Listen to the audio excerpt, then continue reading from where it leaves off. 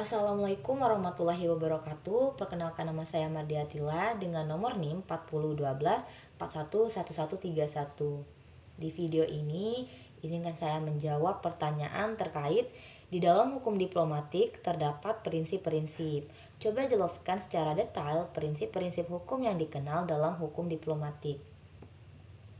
Baik, kalau kita membahas tentang hukum diplomatik, maka kita tidak bisa lepas dari prinsip-prinsip dasar yang diakui dalam hukum internasional. Hukum diplomatik sendiri adalah cabang hukum internasional yang mengatur tentang hubungan resmi antar negara melalui wakil diplomatiknya, seperti duta besar, konsul, atau perwakilan lain. Nah, prinsip-prinsip ini sangat penting karena menjadi pedoman agar hubungan antar negara bisa berjalan secara tertib, damai, dan saling menghormati. Prinsip-prinsip ini bukan hanya lahir dari praktik internasional, tetapi juga tertuang dalam perjanjian internasional yang penting, misalnya Konvensi Wina tentang hubungan diplomatik tahun 1961. Berikut adalah uraian detail mengenai prinsip hukum yang dikenal dalam hukum diplomatik. Yang pertama yaitu prinsip kesamaan kedaulatan negara. Artinya, setiap negara, baik itu negara besar maupun negara kecil, negara maju ataupun berkembang, semuanya memiliki kedudukan yang sama dalam hukum internasional. Tidak ada negara yang lebih tinggi kedudukannya dibandingkan negara lain. Dalam praktik diplomasi, prinsip ini terlihat jelas. Contohnya Indonesia dan Amerika Serikat, meskipun berbeda dari segi ekonomi, politik, maupun kekuatan militer, tetap memiliki hak yang sama untuk mengirimkan duta besar atau membentuk kedutaan besar di negara lain. Tidak boleh ada diskriminasi dalam hal ini. Kenapa prinsip ini penting? Karena hubungan diplomatik hanya bisa berjalan dengan baik jika ada rasa sejajar dan saling menghormati antar negara. Kalau ada negara yang merasa lebih tinggi, tentu akan menimbulkan ketegangan dan bahkan bisa menimbulkan konflik. Nah, yang ketiga yaitu prinsip hubungan diplomatik berdasarkan persetujuan. Maksudnya adalah bahwa hubungan diplomatik hanya dapat dilakukan jika ada persetujuan bersama.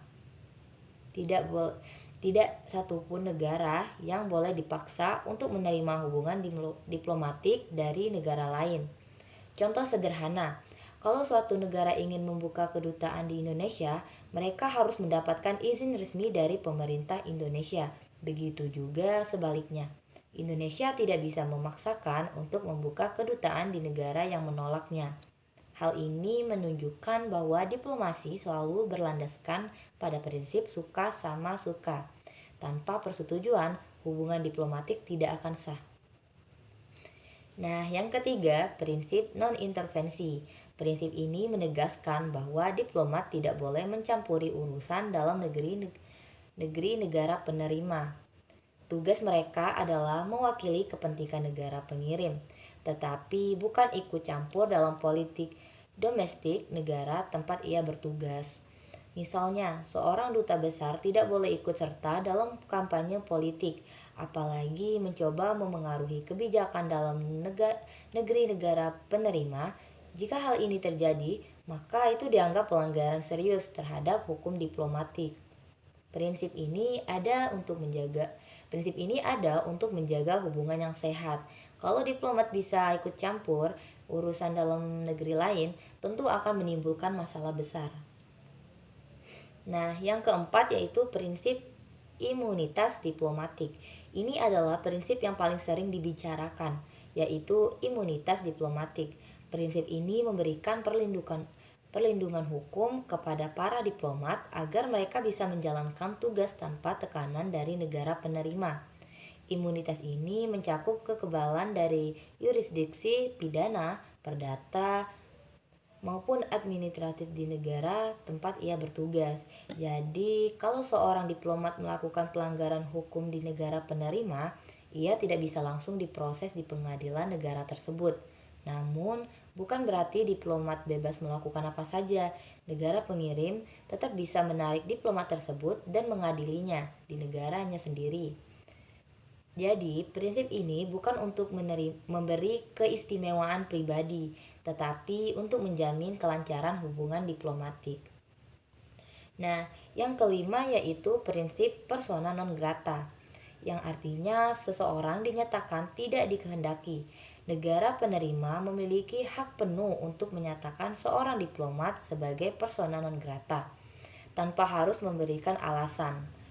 Kalau seseorang diplomat dinyatakan persona non grata, maka ia harus segera meninggalkan negara penerima. Biasanya ini terjadi kalau diplomat tersebut dianggap melanggar hukum atau mencampuri urusan dalam negeri. Contohnya, kalau seorang diplomat terbukti melakukan spionase, maka negara penerima bisa langsung mengusirnya dengan status persona non grata. Ini adalah bentuk kontrol negara penerima agar hubungan diplomatik tetap sehat.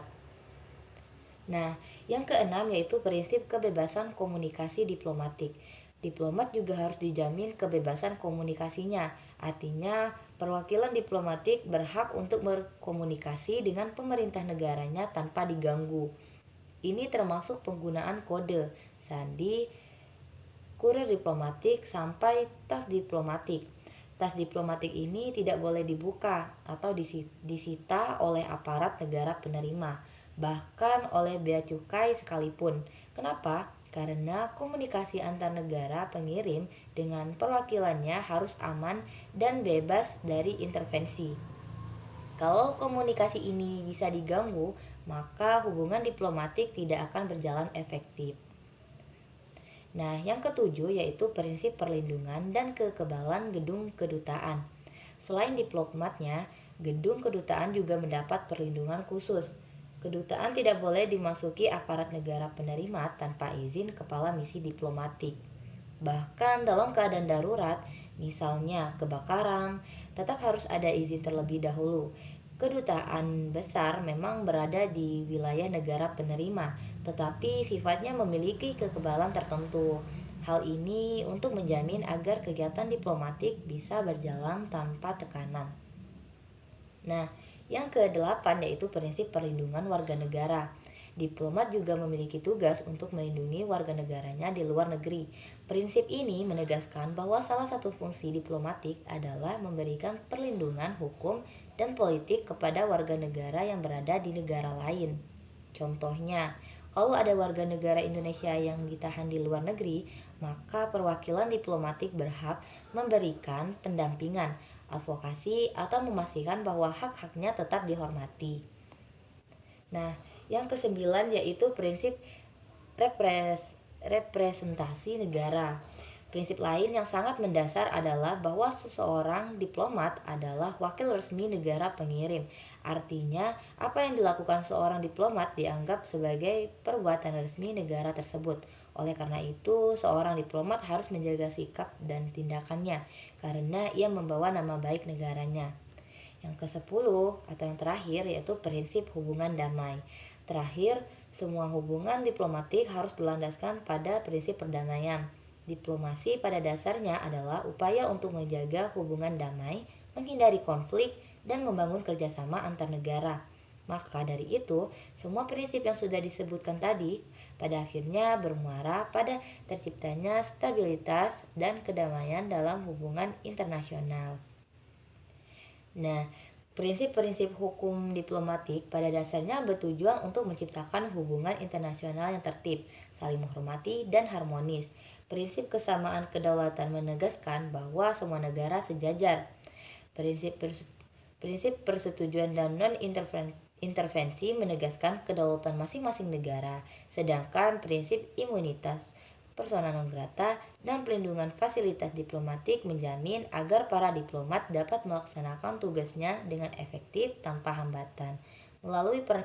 Melalui penerapan prinsip-prinsip ini, hukum diplomatik berperan menjaga stabilitas hubungan antar negara serta mencegah terjadinya konflik akibat pelanggaran diplomatik. Dengan kata lain, prinsip-prinsip hukum diplomatik adalah pondasi dari kerjasama internasional yang damai dan saling menghormati. Semua prinsip ini berfungsi untuk memastikan bahwa hubungan antar negara bisa berjalan lancar, saling menghormati, dan bebas dari konflik. Tanpa prinsip-prinsip ini, diplomasi akan kacau, bahkan bisa menimbulkan ketegangan yang membahayakan perdamaian dunia. Baik, sekian jawaban dari pertanyaan tersebut. Saya akhiri. Wassalamualaikum warahmatullahi wabarakatuh.